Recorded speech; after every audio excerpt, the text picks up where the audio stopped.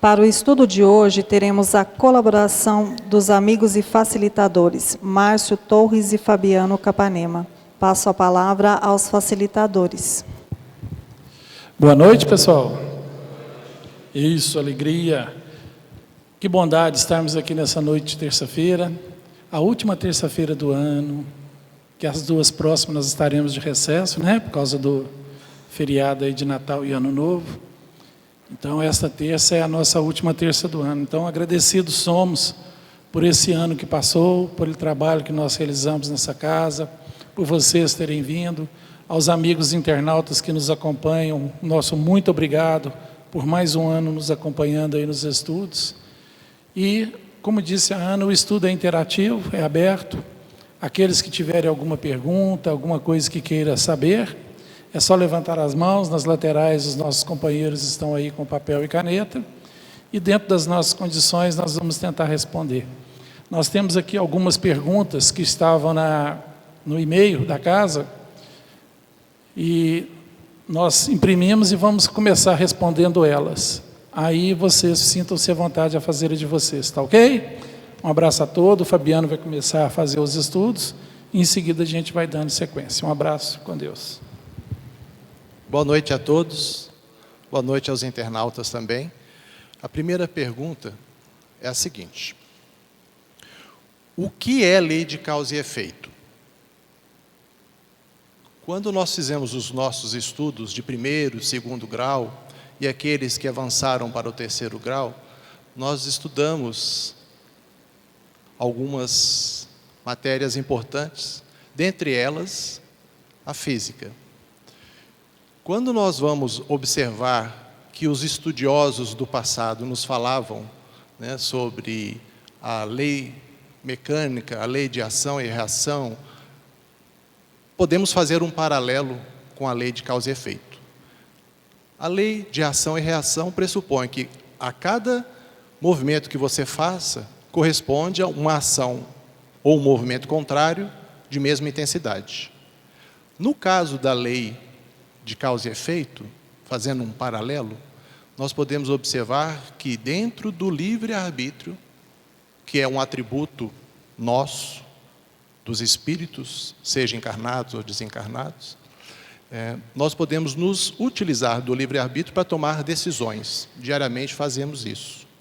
Ao acordarmos, ao trabalharmos, ao repousarmos, quando nos emancipamos parcialmente do nosso corpo, também estamos tomando a todo momento decisões. E, com relação a um outro atributo do espírito, que é o senso moral, nós podemos tomar decisões boas ou ruins, sob o prisma das leis de Deus, dessas leis universais que estão vigentes por todo o universo. Lei de amor, de harmonia, que faz com que de uma planta a um astro haja harmonia no universo. O próprio planeta Terra, ele está com um grau de inclinação de 23,5 graus em relação ao Sol.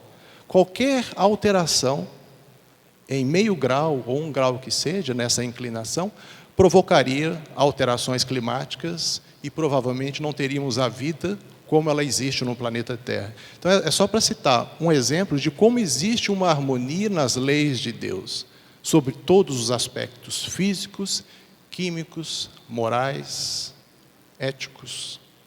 Tudo que existe no universo está então submetido a essas leis vigentes de Deus.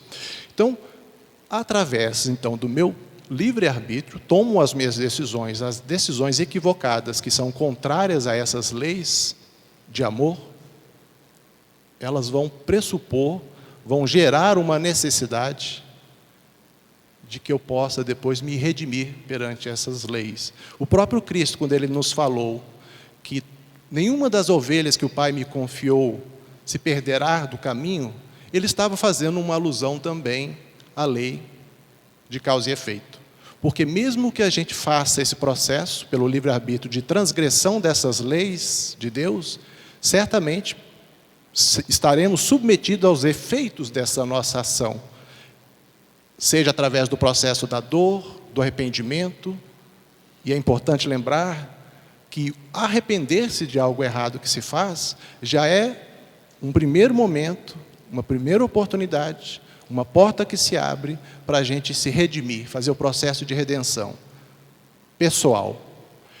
Então, essa lei de causa e efeito é isso, que Deus, né, nos apresenta. A necessidade de elevarmos a compreensão, de percebermos que não é a figura de um Deus punitivo que a gente vai encontrar lá no judaísmo de 2000 anos atrás. É a figura de um Deus Pai amoroso, soberanamente bom, justo, que a todos permite novas oportunidades de redenção, de arrependimento e de reparação, para que haja essa ascensão, essa redenção espiritual. Então, é isso. Acertamos? Ótimo. Um efeito positivo. Erramos? Seremos oportunizados para fazermos o processo de correção.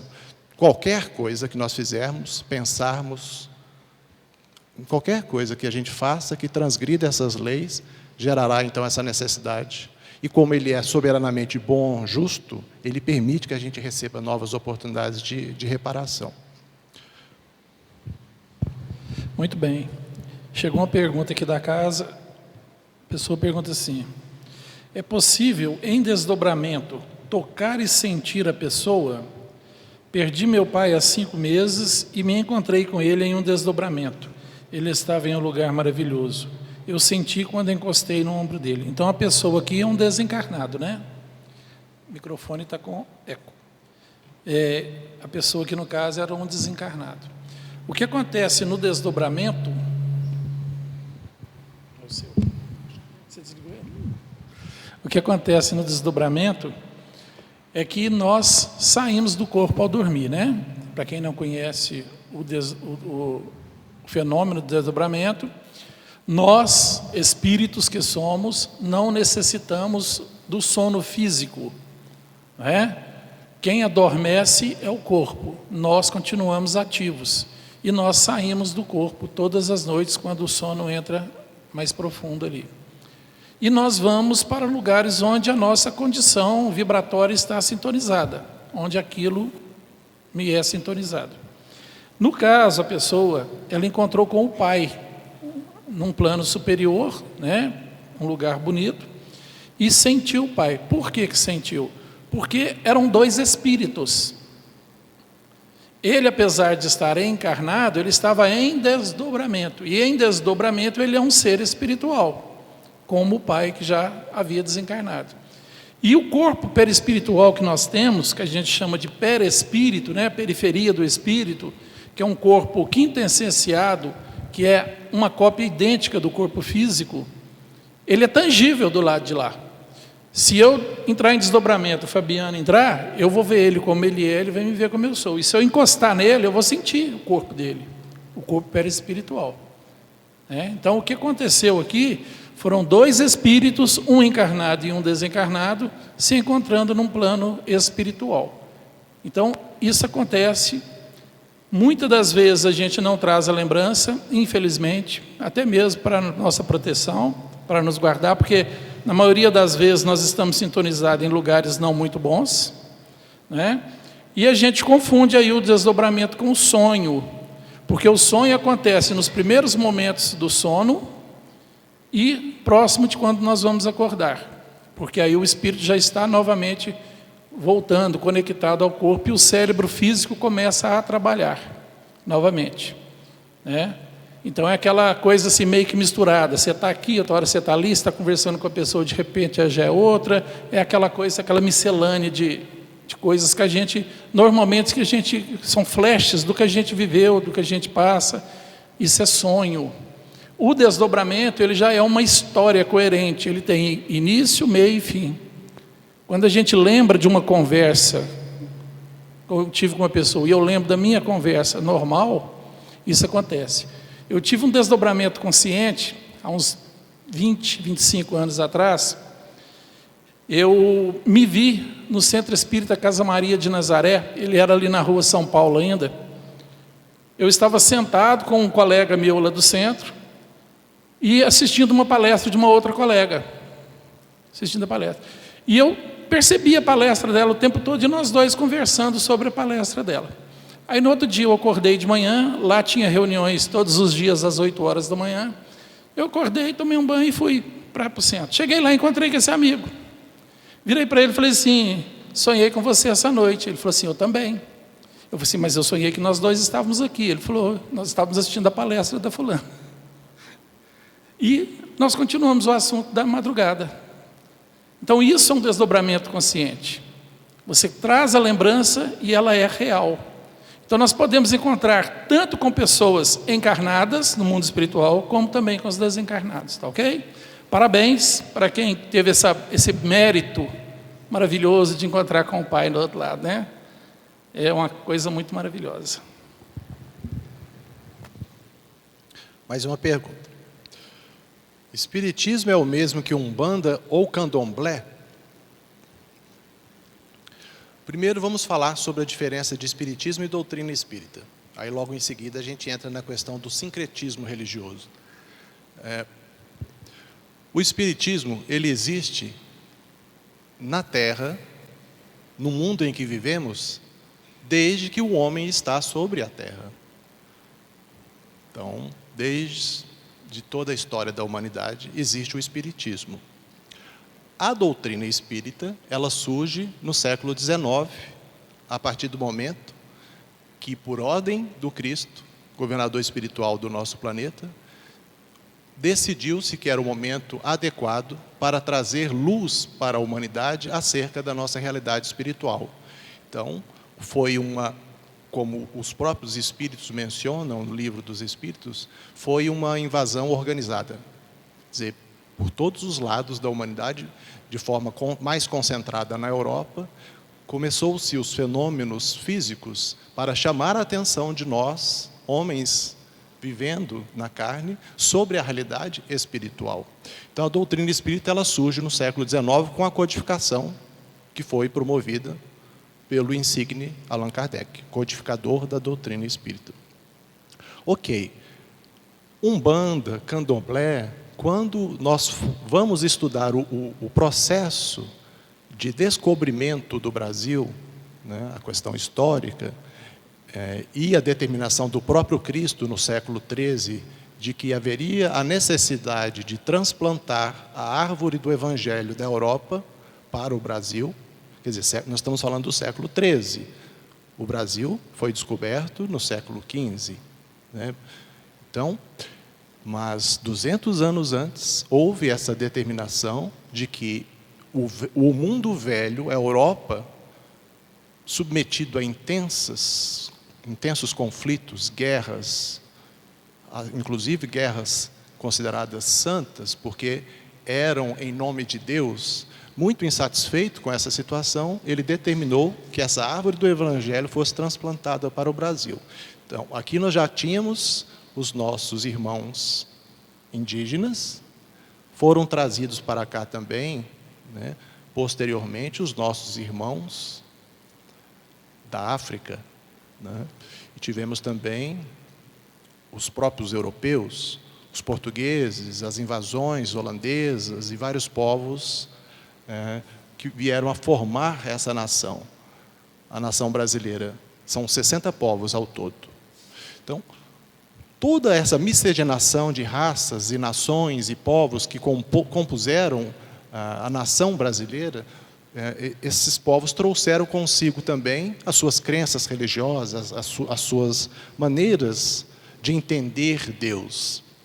Então, Umbanda, Candomblé são cultos, são questões mais dos afrodescendentes que trouxeram consigo, mas já, obviamente, a percepção, o entendimento que eles tinham desse contato com os espíritos e a busca pelo entendimento do divino, eles trouxeram essas questões. Mas surge na nossa nação brasileira um sincretismo religioso, que é essa mistura mesmo, e as pessoas passam a entender que uma coisa é a mesma coisa que a outra, Mas nós observamos que o espiritismo é de todos os tempos. A doutrina espírita surge no século XIX e o Umbanda e Candomblé são outras seitas, são outras religiões de afrodescendentes que têm contato, sim, com o plano espiritual, mas é bastante diferenciada. A doutrina espírita, ela vem nos falar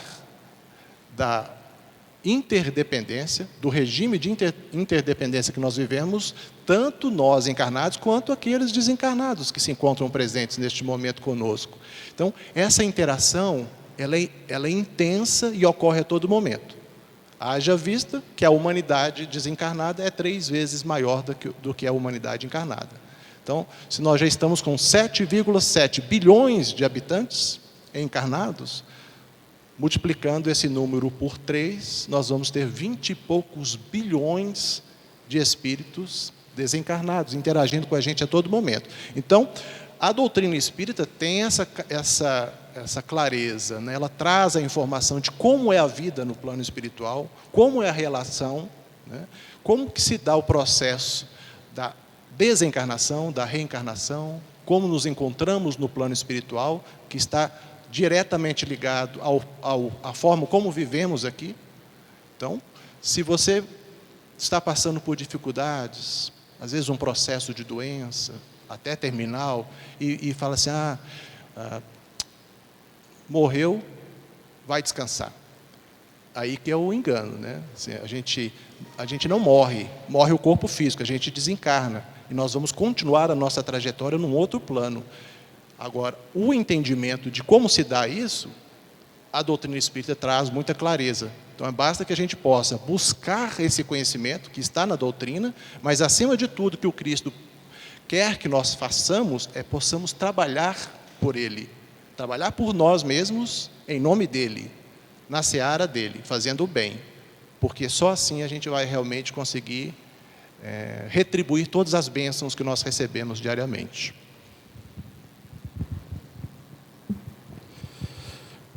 Outra pergunta. Quantos adeptos há no Brasil do Espiritismo?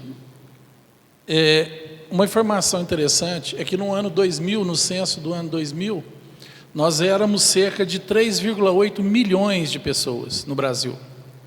Já no censo de 2010, 2,3 milhões em 2000. No censo de 2010, 3,8 milhões de espíritos, um crescimento de mais de 60%. Ano que vem é ano de censo, né, do IBGE. Nós estimamos que nós devemos chegar aí aos 7 milhões, 100% de crescimento nos últimos 10 anos. Mas se a gente for ver isso em relação à população do Brasil, nós somos uma pequena porcentagem ainda de espíritas, porque a doutrina ainda é muito nova. É uma doutrina de 162 anos. O cristianismo, quando surgiu há 2020 anos atrás com Cristo, ele começou com poucas pessoas e foi tomando forma, né? Aí depois o Império Romano assumiu a tutela do cristianismo, né? Com a criação da Igreja Católica, e pela força política da própria igreja ela cresceu e manteve até hoje, a quem todo mundo deve ser grato, a essa religião, porque foram eles que seguraram o Evangelho até os dias de hoje, para que a gente pudesse ter acesso, né? A doutrina espírita tem um respeito muito grande pelas outras doutrinas, pelas outras filosofias religiosas. Então, hoje nós podemos dizer que nós estamos aí próximos dos 7 milhões de brasileiros, mas simpatizantes, pessoas que simpatizam com a doutrina, chega perto dos 17 milhões de pessoas. Pessoas que não são espíritas, mas gostam, acreditam e querem estudar. Então, nós, juntando isso tudo aí, a gente fica aí na casa dos 20 e poucos milhões de pessoas. A doutrina espírita é o consolador prometido por Jesus. À medida que a pessoa vai entendendo a doutrina, vamos falar a verdade, a gente se apaixona, porque ela é maravilhosa, ela é mesmo consoladora, ela muda a nossa maneira de ver, de pensar, de agir, ela nos dá um norte na nossa vida, ela nos faz fortes, né, diante das adversidades que a vida traz, e ela tem que ser assim, né? porque a vida física nada mais é do que uma oportunidade de resgate de débitos anteriores, na construção da divindade que somos. E a doutrina espírita é a única filosofia religiosa que te dá essa forma de ver e pensar. Nós temos aí nossos irmãos do Oriente, né, com as filosofias orientais milenares, filosofias muito bonitas, muito perfeitas, mas eles não têm essa profundeza que a doutrina espírita traz, né? Colocando esse Pai misericordioso, esse Pai de amor, esse Pai perfeito, que ama seus filhos com igualdade, que não faz distinção de seus filhos, que não é Ele que rege as nossas vidas, somos nós, né? Então, assim, a pessoa, quando vai entendendo isso, não tem como fugir. Não tem como fugir. As pessoas que passam pela doutrina espírita e não ficam, é porque ficou só na superficialidade. É aquelas pessoas que vêm à busca de um passe, à busca só da palestra, porque acha bonito, é confortante, né? Dá uma sensação de gostosura. Esses ficam pouco tempo. Mas aqueles que vêm com o intuito de estudar a doutrina, né? Nós temos um companheiro aí da Casa Espírita, eu não vou falar o nome dele não, porque chama Zé Amaral e ele pode achar ruim.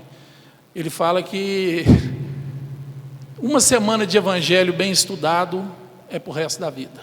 Não tem como largar mais não.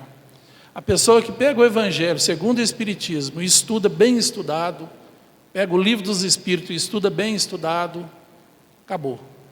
Não dá conta mais de ficar longe. Porque a razão é tão grande, a forma de ver e de pensar abrange tanto as nossas vidas, muda tanto a nossa forma de ser, que não tem como a gente sair fora, né? Muda mesmo a vida da gente. Então nós esperamos realmente que no próximo censo nós chegamos a 7, no outro a 20, no outro a 40, e daqui, quem sabe um dia nós seremos uma nação do amor, né? Como diz lá no Livro dos Espíritos, né? Quando Kardec pergunta: se Deus é um só, por que Ele deixa tantas religiões diferentes? Aí os Espíritos falam: vocês são diferentes, cada um tem uma forma de ver, entender e sentir a divindade. Mas haverá um momento em que haverá apenas uma religião no mundo, a religião do amor, né? Então nós estamos caminhando para isso. Não vai ter doutrina espírita, não vai ter doutrina católica, não vai ter evangélica. Nós todos nos amaremos, e essa é a religião divina, essa é a verdadeira religião de Deus. Tá ok? Boa noite. Qual a explicação espírita para o autismo, uma vez que os portadores do mesmo possuem uma agilidade mental muito grande para determinados assuntos? O que a doutrina espírita nos ensina e explica a respeito é o seguinte. Agora há pouco a gente respondeu sobre a lei de causa e efeito. Vou me utilizar como o exemplo prático para responder essa pergunta. Eu estou na atual existência, tendo acesso a esse conhecimento, mas se eu não colocar em prática, a minha responsabilidade estará aumentada. Porque quando se tem acesso a conhecimento, e mesmo assim continua-se incorrendo em erro, a responsabilidade está diretamente ligada em uma proporção maior. Agora, suponhamos que eu utilize a inteligência que eu já consegui adquirir nessa minha trajetória enquanto espírito imortal, nessas incontáveis existências, que me utilize dessa inteligência para o mal, prejudicando outras pessoas, pervertendo uma situação que deveria ter sido, de fato, ajustada para o caminho do bem.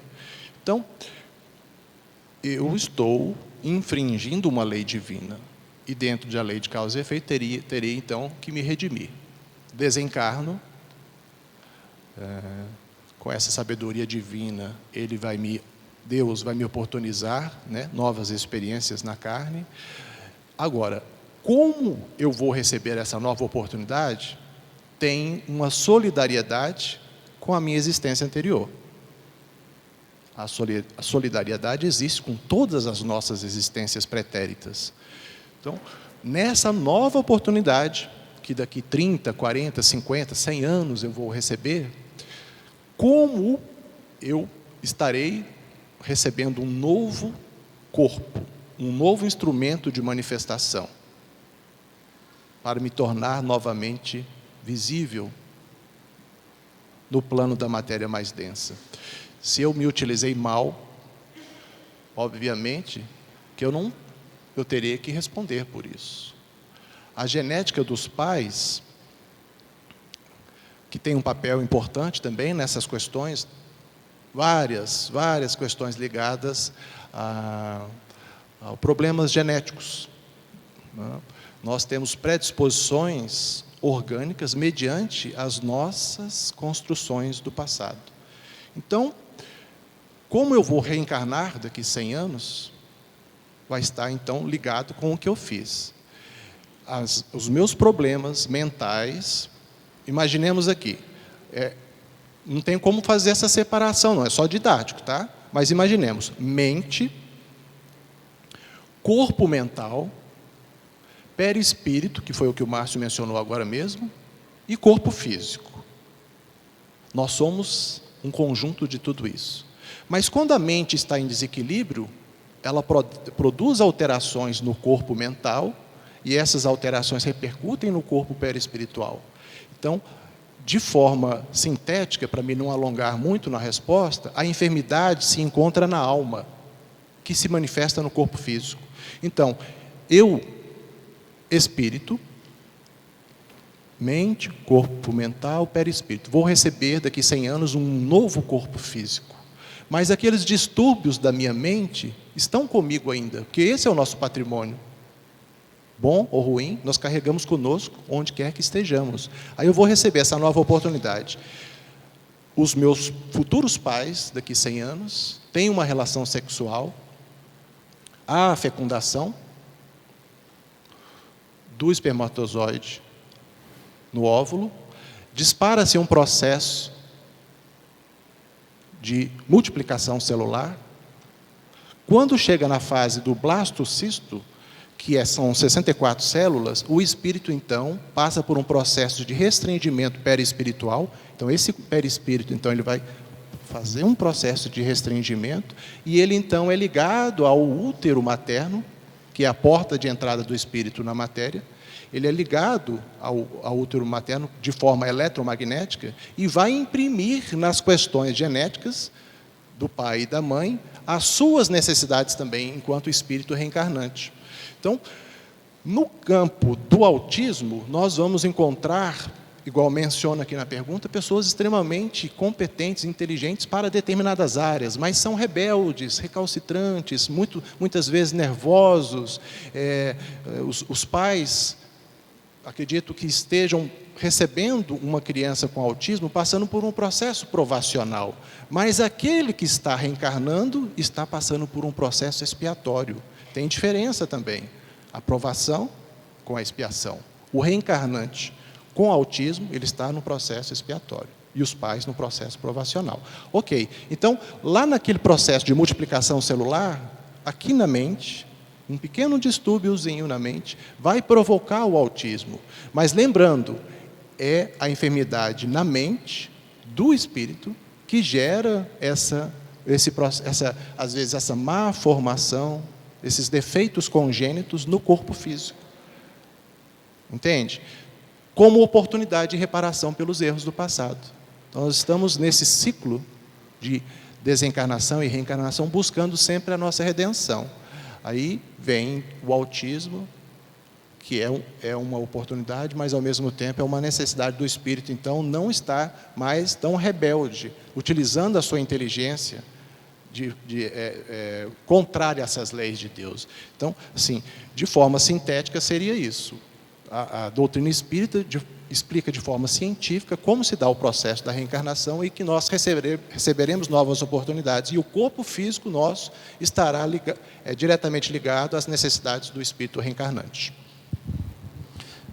Tem uma coisa que a gente pode acrescentar, Fabiano, se você me permite, é que no processo reencarnatório não há retrocesso na nossa vida, né? A gente não lembra da vida passada por uma proteção nossa, né, para que a gente não lembre dos nossos erros, dos nossos desacertos, das coisas ruins que nós fizemos, porque Deus é um Pai de amor.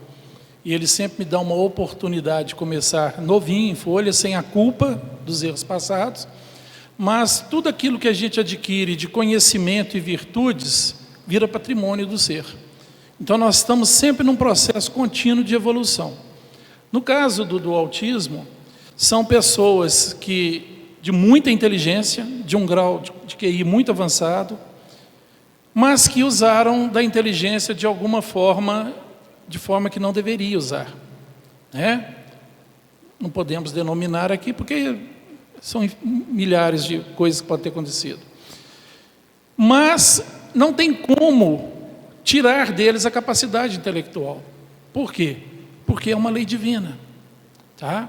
Então o autismo é uma forma de bloqueio, uma forma de frear a inteligência, para que ele talvez não cometa novamente os erros já realizados em outras vidas, né?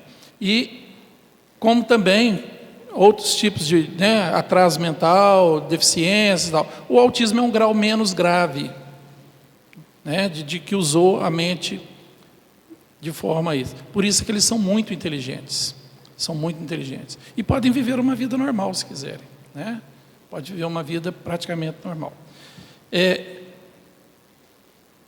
Eu terminei a minha fala anterior falando da existência de Deus, das doutrinas. Acabei de falar, o nosso amigo me entrega uma pergunta. A pergunta é assim: as doutrinas são criações humanas, sendo que Deus é único? Qual a razão dele para deixar tantas divisões de doutrinas? Eu acho que eu já respondi anteriormente, né? Então, nós estamos em sintonia. Antes de chegar, eu já tinha respondido. Chegou uma outra aqui que fala assim: tem muito tempo, anos e anos, que acontece uma coisa estranha. Luzes se apagam por onde eu passo, em diversos lugares, e com muita frequência. Seria um aviso, contato ou uma coincidência? Obrigado. As pessoas estão judiando de nós hoje, não tá? Vocês estão com raiva de nós? Fazer umas perguntas cabeludas dessa? Olha, nós somos seres de luz, nós somos energia, nós vibramos energia. O que pode estar acontecendo aqui é que você tem um tipo de mediunidade onde você consegue desprender uma bagagem magnética, né, vamos dizer assim, uma energia magnética que pode fazer essa alteração. Estou supondo, porque para a gente afirmar, a gente teria que fazer um estudo mais aprofundado com a pessoa, né, fazer testes, tal. Mas tudo indica que pode ser uma mediunidade, tá? É um deslocamento energético provocado aí por emoções, sensações, estado emocional. A gente tem que descobrir isso aí. Eu aconselho a estudar, a vir a casa, procurar aí as reuniões de desenvolvimento mediúnico, para que você possa ter controle sobre isso, né? É um fenômeno natural, nada que possa acontecer, tá? Não se precisa preocupar que não é contato imediato, terceiro grau, não é, tá? E pela frequência que você expõe aqui, eu não acredito que seja coincidência, tá ok? Eu acredito que se acontece com tanta frequência e com tanta intensidade em lugares distintos, é sinal que existe aí uma doação de energia de sua parte, né? Talvez ectoplásmica, né, Fabiano? Seria interessante a gente estudar com você e trabalhar isso aí para que a gente possa descobrir e até mesmo, né, você usar isso aí para ajudar nos trabalhos da casa, tá ok? Essa pergunta é da internet. O Espiritismo revela algo novo? O Espiritismo, a doutrina espírita, é a revivescência do cristianismo, dos ensinos que o Cristo nos trouxe 2000 anos atrás. Quando a gente fala que um cientista fez uma descoberta, talvez seja um termo bastante adequado para se utilizar. Quando, assim, não que a gente inventa coisas novas, né? Essas leis físicas, essas leis químicas que existem no universo, como a humanidade terrestre ainda, nós somos um mundo ainda em evolução. Na escala dos mundos, nós somos o segundo, de baixo para cima. Tem o mundo primitivo, que nós passamos por essa fase quando a humanidade estava por volta de 10 mil, 11 mil anos atrás. Esse momento de 10, 11 mil anos atrás foi o momento de transição. É óbvio que o ser humano já tem muitos milhões de anos, do Australopithecus afarensis, né, e os nossos antepassados foram avançando. Mas de 10 mil anos para cá, inaugurou-se no planeta Terra, com a transmigração de espíritos que vieram exilados de Capela e outros orbes, outros mundos do universo, porque a pluralidade dos mundos que a doutrina espírita nos ensina, e o Cristo, quando nos fala de muitas moradas na casa de meu Pai, ele está falando disso. Então, essa transmigração entre mundos, espíritos de uma humanidade muito avançada intelectualmente, que não conseguiram acompanhar o avanço daquela humanidade nas questões éticas e morais, foram trazidos para cá, para a Terra de 10 mil anos atrás. Então, observem, avançamos. Hoje nós estamos no estágio de um mundo de expiação e provas. Já agora, 10 mil anos depois, iniciando um movimento de transição para um mundo de regeneração, onde predominará o bem, diferente da situação da humanidade atual, que a gente observa que ainda existe muita guerra, muito conflito, principalmente por causa do nosso orgulho e egoísmo. Então, toda essa história da humanidade, o Espiritismo, ele nos traz com muita propriedade esse conhecimento dessa necessidade de haver, né, essa pluralidade de mundos, essa enxertia de seres entre esses mundos habitados, para que a gente possa avançar humanidades. Porque não existe só a humanidade terrestre, existem humanidades em todos os mundos. Tudo que o Pai criou, qualquer mundo, qualquer planeta, não existe sem um propósito. E ali ele aloja humanidades que estão em processo de evolução. Então, o que o Espiritismo nos revela é isso. Dentre outras coisas, que é Deus. Ele nos fala sobre o Espírito, sobre a imortalidade da alma, sobre a pluralidade dos mundos habitados, sobre a pluralidade das existências, que é o processo de reencarnação e desencarnação. Então, todo esse conhecimento para a humanidade, no atual estágio em que nos encontramos, para nós é algo novo, mas tem tantos outros conhecimentos que ainda não podemos ter acesso, porque moralmente, eticamente, saímos de uma fase tribal, né? Depois passamos por uma fase militar na humanidade, avançamos por uma fase em que o predomínio do mais forte, através das guerras, né, fez com que as nações sobrepujassem outras nações. Avançamos depois para uma fase em que o poder era ditado pelas riquezas dos povos, das nações. Posteriormente veio a fase intelectual da humanidade, em que os mais inteligentes desenvolviam armas mais potentes para sobrepujar também. Então, todas essas fases, até chegar no momento atual da humanidade, que é a fase intelecto-moral. Os povos que vão predominar serão os povos que se utilizarem da inteligência aliada à moral. Mas não é predomínio para domínio, por competição. Agora, o predomínio é cooperação. Então, a doutrina espírita, o espiritismo, nos mostra que para nós avançarmos nessa fase de transição para um mundo melhor, um mundo de regeneração, nós precisamos avançar nas questões éticas, morais. Então, esse algo novo é uma ruptura com o mundo velho, de entendimento, de percepção, que agora nós precisamos avançar intelecto-moralmente, participando de forma ativa na sociedade, fazendo o bem, influenciando a nossa comunidade, influenciando a nossa nação e os povos, todas as nações do planeta. Então, É isso que a doutrina nos ensina e que o Cristo a todo momento nos fala também. Que a gente deve buscar amar a Deus acima de todas as coisas e ao próximo como a si mesmo. E é só através do amor que a gente vai buscar essa redenção espiritual. Primeiro, no mundo íntimo. Porque o reino de Deus está aqui, né, dentro de cada um de nós.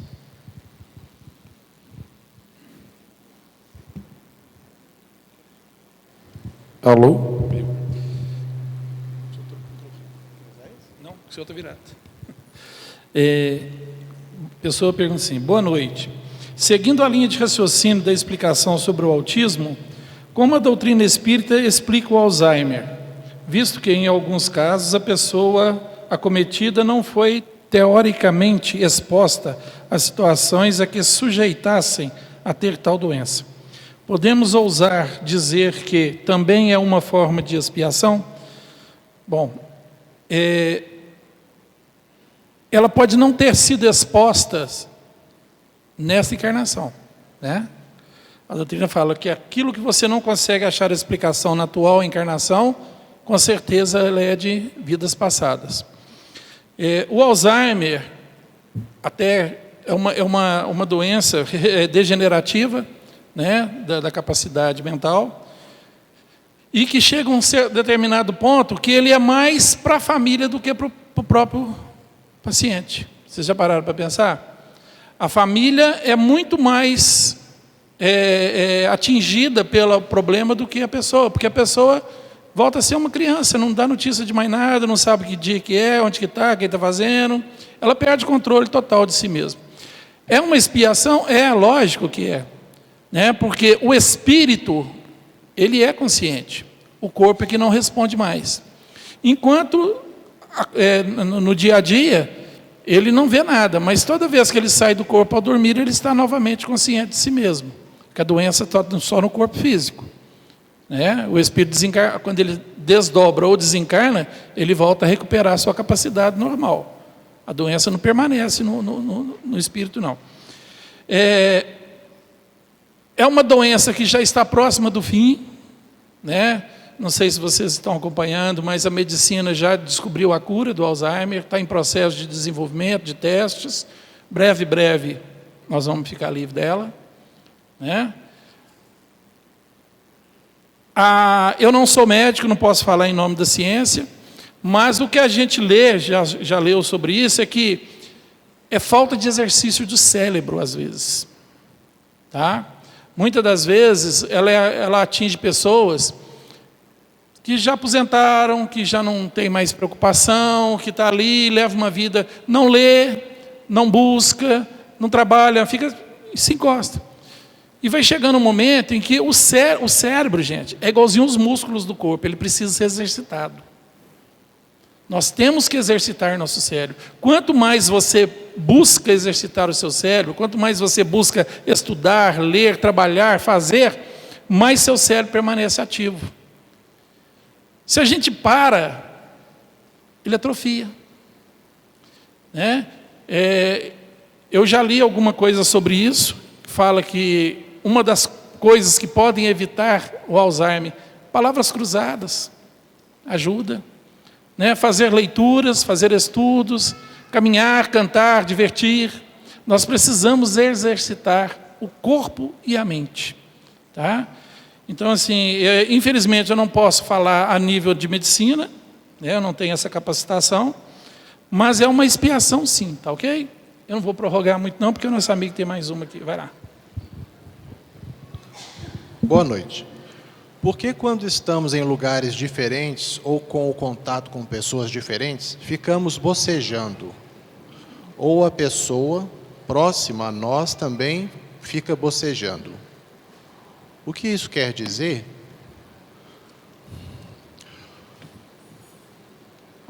Nós vivemos num mar de pensamentos. A todo momento. Quando a pessoa está com saudade de alguém, de repente essa pessoa liga para você, ou né, existe aí uma conexão que a pessoa, coincidência, estava pensando em você. Isso só vem comprovar que nós nos influenciamos mente a mente, estamos a todo momento nos conectando, por isso estamos mergulhados nesse mar de pensamentos, e que esse sinal, a ciência, inclusive, me lembro agora de uma experiência mexicana na década de 90, em que eles fizeram exatamente um teste científico para comprovar essa influenciação. Daqui a pouco eu chego na questão de bocejar. Qual foi o teste? Colocaram 10 voluntários numa sala com isolamento eletromagnético, uma câmara de Faraday. E cada um desses voluntários estavam com eletroencefalograma, aqueles eletrodos ligados, deitados em macas. A 100 quilômetros de distância, numa outra cidade mexicana, uma pessoa dita paranormal, foi colocada também num isolamento eletromagnético, numa gaiola de Faraday. Não é gaiola, não, é uma sala com esse isolamento. O termo que se usou foi gaiola, mas é só para fazer essa explicação. E colocaram também eletrodos nele e falaram com ele o seguinte, ó, agora na parte da tarde nós vamos fazer a experiência. Não falaram a hora certa. Para os 10 voluntários a 100 km de distância também não falaram nada, não. Ok. Aí chegou para o voluntário paranormal, falou assim, você vai escolher aleatoriamente uma dessas fotos, tinham 10 fotos na mão do cientista, que eram as fotos dessas pessoas que estavam deitadas lá nas macas. Aí, esse paranormal escolheu uma das fotos, uma pessoa que ele nunca tinha visto na vida dele. Aí falaram com ele, agora você então vai olhar para essa foto e pensar nessa pessoa, mesmo que você não a conheça. E assim ele fez. Então ele ficou observando, pensando, o eletroencefalograma foi registrando aqueles riscos, né? A pessoa que foi escolhida, aleatoriamente, a 100 km de distância, também teve uma marcação do eletroencefalograma diferenciada. Aí os cientistas, então, fizeram a seguinte comparação. Pegaram digitalmente o eletroencefalograma do paranormal, compararam com o eletroencefalograma da pessoa que estava, do voluntário que foi escolhido, e identificaram, de forma probabilística, uma interferência mente a mente, de forma muito rápida, acima da velocidade da luz, porque os físicos atuais falam que nada viaja acima. A física, tanto a física atual quanto a mais antiga, né, eles falam que nada viaja acima da velocidade da luz, mas o pensamento viaja. Então, houve uma troca de pensamentos, né, de sinais, e quando se conhece, você também transmite sentimentos de afinidade. Então, é por isso que a pessoa estava com saudade de você, você me ligou, coincidência. A gente, então, está a todo momento fazendo essa troca.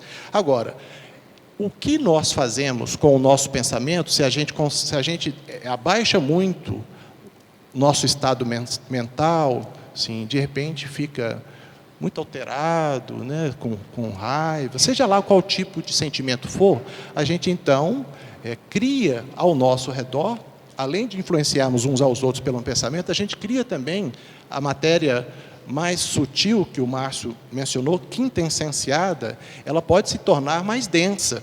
Então, ao estarmos do lado de uma pessoa que está baixando o seu padrão vibracional, ela vibra com uma frequência menor, isso aí torna o pensamento mais denso. Essa matéria sutil se torna mais densa. Então, esse ectoplasma, que também... O nosso tempo esgotou, eu não vou prolongar muito não, mas o ectoplasma que nós doamos nos passes, tudo isso, nós fazemos trocas constantes. Então, se a gente abaixar o nosso padrão vibracional, nós podemos estar, então, influenciando outras pessoas de forma a gerar essa necessidade de bocejar, que é uma forma, às vezes, até de tentar eliminar esse ectoplasma mais denso. Perdão, pessoal, mas o tempo acabou, eu não posso prolongar na resposta, mas seria interessante. A gente agradece a participação de todos, agradecemos a participação dos internautas também, e foi um prazer estar com o Márcio mais uma vez aqui. Muito obrigado a todos pela presença, acabou.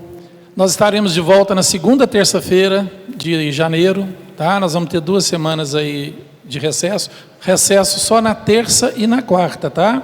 O resto da semana nós vamos funcionar normal. Tá ok? Então eu agradeço a vocês, muito obrigado pela presença, espero que em 2020 nós possamos estar aqui novamente. Aos internautas, meu abraço, minha gratidão.